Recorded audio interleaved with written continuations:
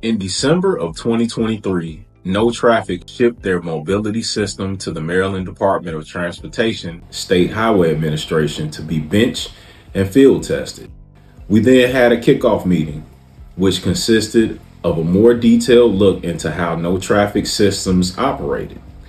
The meeting allowed No Traffic to convey detailed specifications to Maryland, created a plan for the test intersection to be chosen, and it provided an avenue for Maryland to ask questions about the capabilities of the system. Technology in traffic safety and control equipment is critical to the U.S. interstate highway system in Maryland, ensuring safer and more efficient transportation. Advanced systems like AI-powered traffic management platforms and smart signage optimize traffic flow, reduce congestion, and enhance roadway safety. In Maryland, where the interstate system supports high traffic volumes and complex routes, these technologies are vital for minimizing accidents, improving emergency response times, and maintaining infrastructure efficiency. By integrating cutting-edge traffic safety measures, Maryland ensures that its highways meet modern transportation demands while supporting economic growth and sustainability. This same U.S. interstate highway system, initiated in 1956 under the Federal Aid Highway Act, profoundly reshaped African Americans' lives during the 1950s. While the new highway network spurred economic growth and connected communities, it also had devastating consequences for many African American neighborhoods and businesses. Here's a detailed exploration of the good and bad impacts, along with an examination of African American roadway construction businesses during that era. Various positive impacts started with improved mobility and access. The interstate system expanded access to jobs, education, healthcare, and other services by connecting urban and rural areas. For some African Americans, it offered opportunities to travel more freely, fostering a sense of mobility and enabling migration to regions with better economic prospects. Next were employment opportunities. Highway construction projects created thousands of jobs. Some African Americans found work as laborers, equipment operators, and truck drivers, earning much needed income during an era of limited opportunities. Federal initiatives required contractors to comply with non-discrimination policies, albeit with inconsistent enforcement. Finally, and most importantly, there was economic integration. In many cases, highways connected African American communities to larger markets, aiding small businesses that could now transport goods and services more efficiently, along with aiding more migration from the Jim Crow South to areas of the country that provided better opportunities.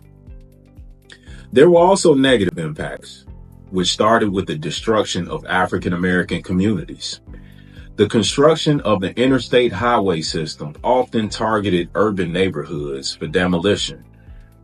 Predominantly African American areas were disproportionately affected, with highways cutting through or displacing vibrant communities. Examples of these include Black Bottom and Paradise Valley in Detroit, Michigan. Thriving cultural and business districts were destroyed by the construction of I-375. Treme in New Orleans, Louisiana.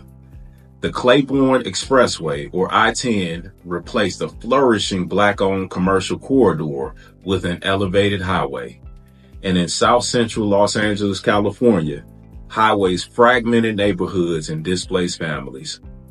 There was also economic displacement, which led to many African Americans being forced out of their homes with little compensation, which led to economic instability.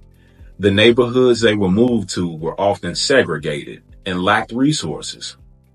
Businesses in these areas also faced steep declines in foot traffic and customer bases, often leading to closures. These highways often reinforce racial segregation by creating physical barriers between white and Black communities, further entrenching systemic inequalities. Finally, there was a major loss of cultural heritage. The displacement caused by highway construction destroyed community landmarks, cultural institutions, and historic buildings in African American neighborhoods, erasing cultural heritage and identity. During these times, African American roadway construction businesses began to spring up in various communities. Emerging leaders like the architectural and construction firm McKissack and McKissack, which was founded earlier in the 20th century, contributed to large-scale projects and still remains a leader in the industry today. Another leader was Donald F. White, a pioneering African-American architect who co-founded the firm White and Griffin Architecture Engineering Associates in 1946 with Francis Eugene Griffin. This partnership, which lasted until 1968, was instrumental in providing opportunities for emerging Black architects and engineers. While the interstate highway system improved national connectivity and spurred economic growth, its negative impacts on African American communities have had lasting repercussions. Urban renewal and highway construction often operated as tools of racial segregation and economic marginalization. However, the period also laid the groundwork for future advocacy and reforms, including federal programs in the 1960s and beyond, to promote minority business participation in infrastructure projects.